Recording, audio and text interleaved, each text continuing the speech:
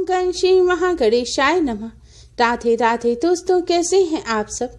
दोस्तों, आज की इस वीडियो में हम आपको अहोई अष्टमी व्रत की पूजा विधि, व्रत के नियम, पूजा का शुभ मुहूर्त और संपूर्ण जानकारी देंगे। व्रत की पूजा की विधि क्या है, व्रत के नियम क्या है और व्रत का महत्व क्या है। अहोई अष्टमी का व्रत संतान की लंबी उम्र के लिए रखा जाता है। मान्यता है कि इस व्रत के प्रभाव से संतान फल की प्राप्ति होती है। कहा जाता है जो महिला पूरे मन से इस व्रत को रखती हैं, उनके बच्चे दीर्घायु होते हैं। पौराणिक मान्यता है कि इस व्रत के प्रभाव से सभी मनोकामनाएं पूर्ण होती हैं। अहोई अष्टमी के दिन माता पार्वती की पूजा का विधान है। यह व्रत मुख्य रूप से उत्तर भारत की महिलाएं रखती हैं। अहोई अष्टमी का व्रत कार्तिक मास की कृष्ण पक्ष की अष्टमी तिथि को रखा जाता है।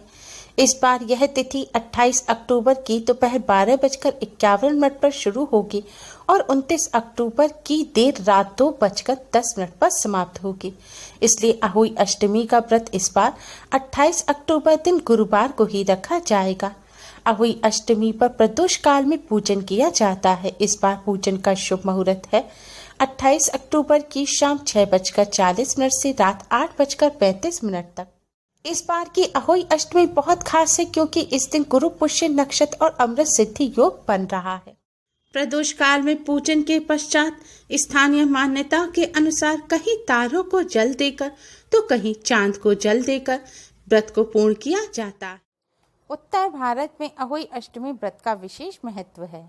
इसे अहोई आठें भी कहा जाता है क्योंकि यह व्रत अष्टमी के दिन पड़ता है। अहोई यानी कि अनहोनी से बचाना। किसी भी अमंगल या अनिष्ट से अपने बच्चों की रक्षा करने के लिए महिलाएं इस व्रत को रखती हैं। यही नहीं, संतान की कामना के लिए भी यह व्रत रखा जाता है। इस दिन महिलाएं कठोर व्रत रखती हैं और पूरे दिन पानी की बूंद भी ग्रहण नहीं करती। दिन भर के व्रत के बाद शाम को तारों को अर्घ्य दिया जाता है।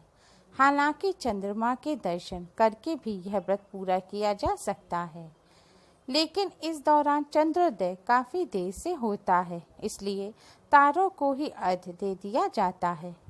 वैसे कई महिलाएं चंद्रोदय तक इंतजार करती हैं और चंद्रमा को अर्घ्य देकर ही व्रत का पारण करती हैं। मान्यता है कि इस व्रत के प्रताप से बच्चों की रक्षा होती है। साथ ही इस व्रत को संतान प्राप्ति के लिए सर्वोत्तम माना गया है। अहोई अष्टमी व्रत में भगवान श्री गणेश और माता पार्वती का पूजन किया जाता है। अहोई अष्टमी व्रत की पूजा विधि। अहोई अष्टमी के दिन सबसे पहले स्नान करके स्वच्छ वस्त्र धारण करें, फिर अपने मंदिर की सफाई करें और व्रत करने का संकल्प लें।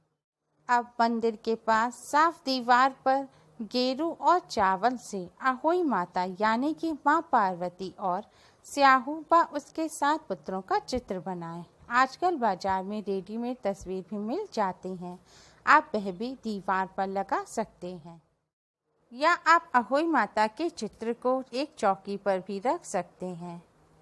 चौकी पर लाल कपड़ा बिछाकर उसके ऊपर अहोई माता का चित्र रखें, फिर उनके सामने एक शुद्ध घी का दिया रखें और एक सुगंधित धूपबत्ती रखें।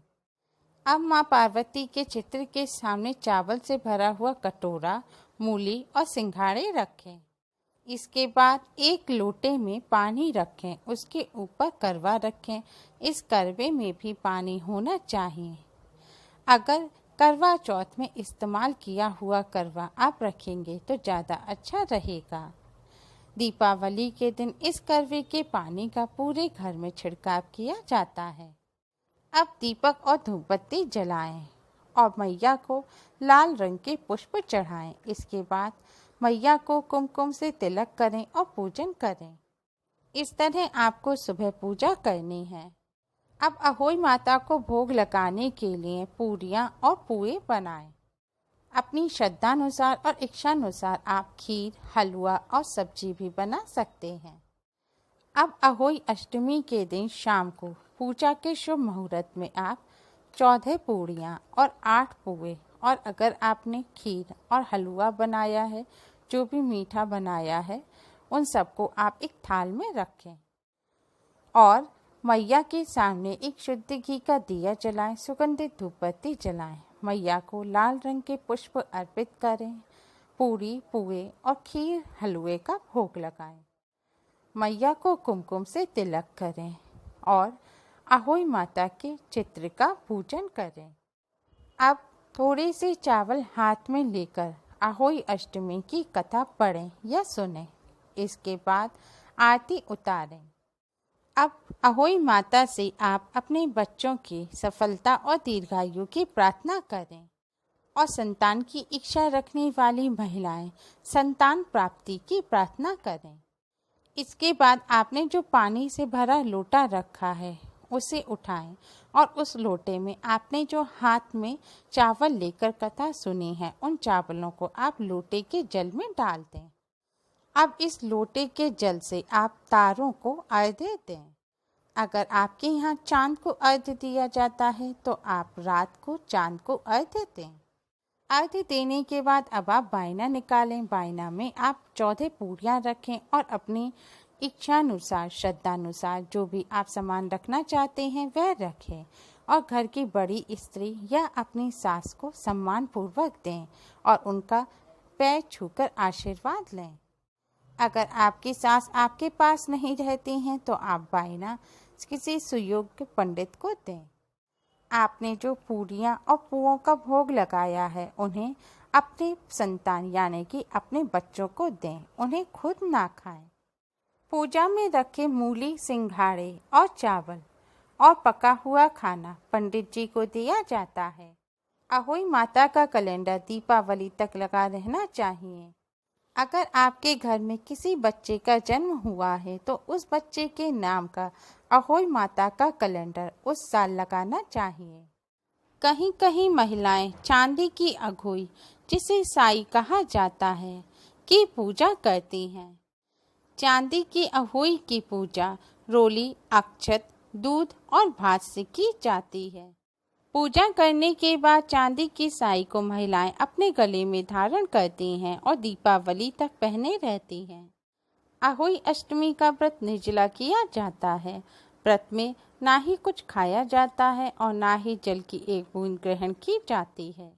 अहोई अष्टमी के दिन व्रत खोलने के लिए जो भोजन बनाएं उसमें प्याज लहसुन ना डालें और अहोई अष्टमी के दिन घर की सफाई ना करें।